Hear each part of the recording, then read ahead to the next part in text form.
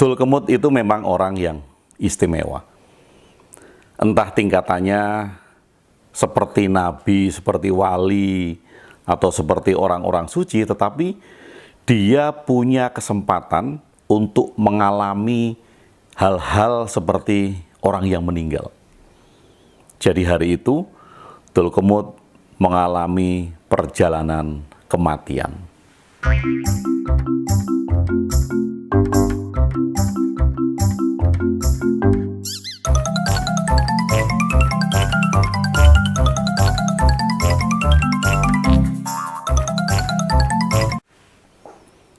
Sampailah kemudian Dul Kemut di singgasana Tuhan. Karena Dul Kemut meninggal, ceritanya adalah Dul Kemut diberikan pengalaman meninggal untuk bisa bertemu dengan Tuhan. Kemudian Dul Kemut berada di singgasana Tuhan. Dul Kemut kaget karena di sana sudah banyak orang-orang yang menanti kehadiran Tuhan di singgasananya. Dul Kemut juga agak bingung karena di bumi banyak orang yang tidak mengakui adanya Tuhan. Tetapi ternyata Tuhan ada.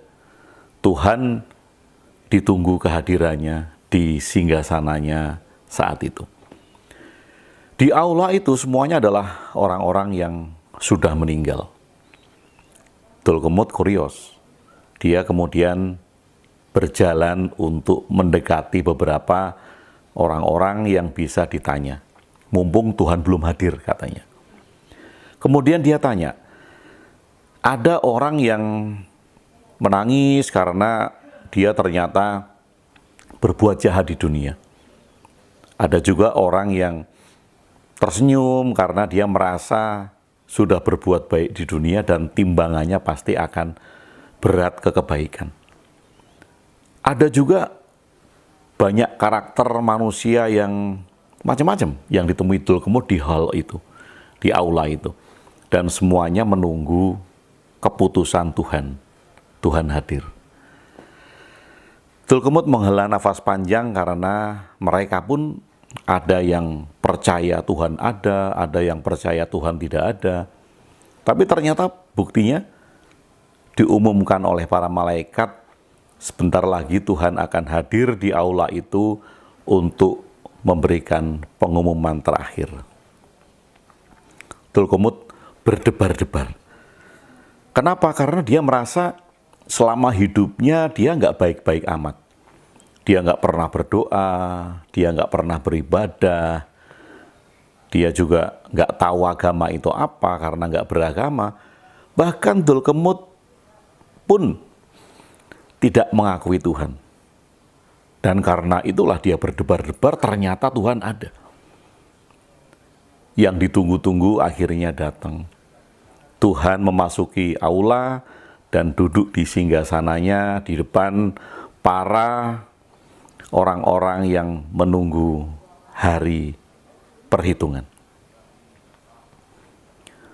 Tuhan mengatakan bahwa wahai anak-anakku, berbahagialah sudah berada di sini dan silahkan menikmati jamuan-jamuan yang akan disediakan oleh para malaikat untuk Anda semua merayakan kehidupan baru di alam ini.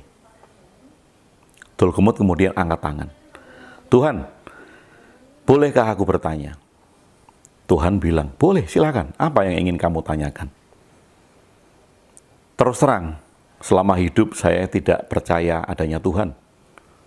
Saya juga tidak beribadah.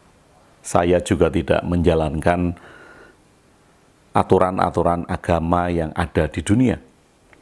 Jadi daripada saya dihitung sudah pasti bahwa berat timbangan saya ini berat kepada kesalahan-kesalahan. Jadi nggak usah dihantar oleh malaikat, saya sudah tahu bahwa banyak sekali kesalahan yang saya perbuat. Tunjukkan Tuhan, jalan ke neraka itu yang mana. Saya akan ke sana sendiri. Nggak perlu diantar, saya sudah sadar, saya salah, saya banyak nggak ngikutin aturan agama. Jadi tolong tunjukkan, neraka di mana, saya akan ke sana sendiri. Tuhan kaget. Neraka? Apa yang kamu maksud dengan neraka?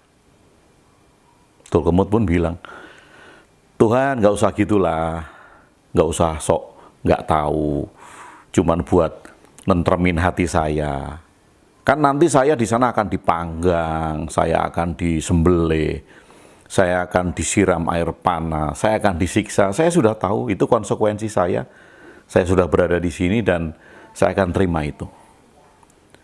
Tuhan malah bingung. Apa itu? Kenapa kok kamu mendengar cerita tentang neraka yang ada api panasnya, kamu akan dibakar, kamu akan disiksa. Tempat apa itu? Tulkemut pun bingung dengan jawaban Tuhan. Loh Tuhan, bukankah di dunia itu kami sudah diberitahu kalau berat timbangan salah, jahat, nggak nurut aturan agama, saya akan dimasukkan neraka. Dan itulah gambaran neraka. Saya akan disiksa. Tetapi karena itu konsekuensi saya Tuhan, saya nggak bisa ngelak lagi, ya saya akan ke sana. Tanpa dipaksa, saya akan menerima segala macam keputusan itu. Tolong tunjukkan saya jalan itu kemana, saya akan ke sana sendiri. Tuhan bilang sama Tulkemut, wahai manusia, anakku yang kukasihi, di sini tidak ada yang namanya neraka. Loh, Tulkemut kaget. Bagaimana ini Tuhan? Mereka bercerita tentang neraka. Dan orang-orang baik-baik itu juga akan masuk surga. Tuhan pun bilang lagi, apa itu surga? Tulkemut semakin bingung. Nggak ada neraka, nggak ada surga, kata Tuhan. Tulkemut bertanya lagi, surga juga nggak ada Tuhan. Surga itu adalah tempat orang-orang diberikan kenikmatan. Waduh, waduh, waduh, kata Tuhan gitu. Ini siapa yang bercerita ada neraka tempat siksa, ada surga tempat diberikan kenikmatan. Di sini nggak ada itu semua. Aku menerima anak-anakku dengan sepenuh hati kasih sayangku, apapun itu. Engkau semua adalah anak-anakku yang lahir karena kasih sayangku. Kamu pikir nggak, kalau kamu aku buat, aku ciptakan dengan kasih sayangku, mosok kamu di sini mau aku siksa, mosok di sini kamu akan aku rajam, akan aku masukkan ke air panas, ke api mendidih.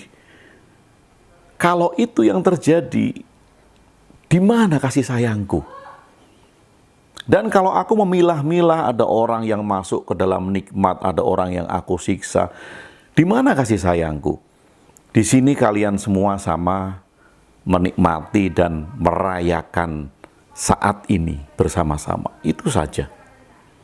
Sekarang aku tanya kepadamu, wahai manusia, siapa namamu? Nama saya Tulkemut Tuhan. Nah, Tulkemut, aku tanya padamu, kamu percaya nggak bahwa aku adalah maha kasih sayang? Aku adalah maha sabar. Percaya Tuhan? Jawab Tulkemut. Nah, kalau begitu, kamu tidak perlu bertanya lagi karena di sini aku menerima semuanya dengan penuh kasih sayang. Tulkemut bilang, pertanyaan terakhir Tuhan, lalu mengapa ada cerita tentang neraka dan surga? Dan aku menerima cerita itu. Kemudian Tuhan bilang dengan sedikit tertawa, mungkin mereka yang bercerita itu mencari pengikut. Mereka yang bercerita itu ingin mengajarkan sesuatu, tapi mungkin bukan itu maksudnya. Yang jelas, ketika engkau dan teman-temanmu ketakutan, engkau akan mudah untuk diatur. Engkau akan mudah untuk diarahkan. Jadi ketahuilah, wahai manusia yang bernama Tulkemut, di sini adalah tempat untuk merayakan hidupmu. Tulkemut kemudian menangis.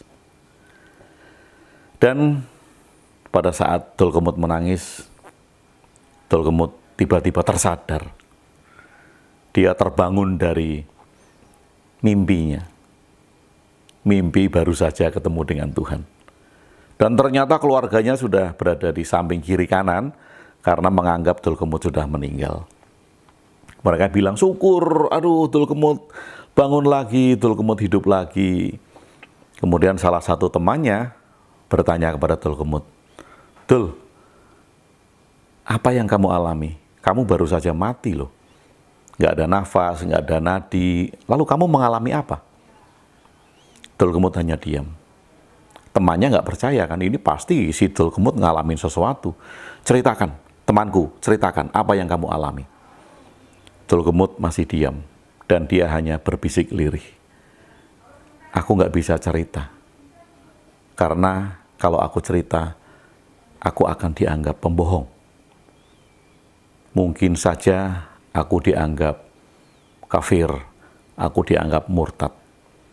Jadi lebih baik pengalamanku itu adalah untukku sendiri, kamu nggak perlu tahu. Yang perlu kamu tahu, jalani hidupmu dengan penuh kebaikan, dengan penuh manfaat. Jangan merusak lingkungan, hargai sesama. Pokoknya kamu harus berkasih sayang kepada semua makhluk hidup. Terima kasih sudah bersama saya Agung WB di Cerita Dulkemut.